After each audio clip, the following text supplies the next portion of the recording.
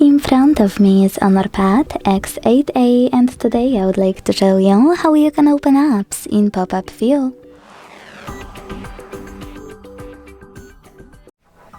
Begin by selecting an app you wish to use in this view and launching it in the background.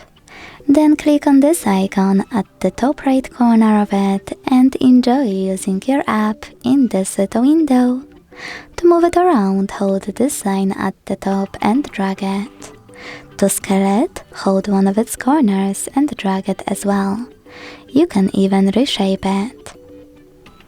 Now to minimize your app, you can click on this icon of a line at the top left corner. Then access it by tapping on the bubble.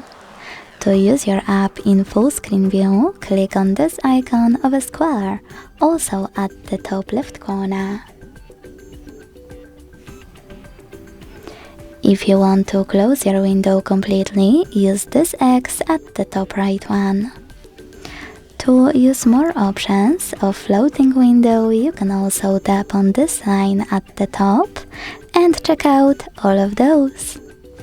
Thanks so much for watching. If you enjoyed this video, don't forget to leave a like, comment and subscribe. Bye!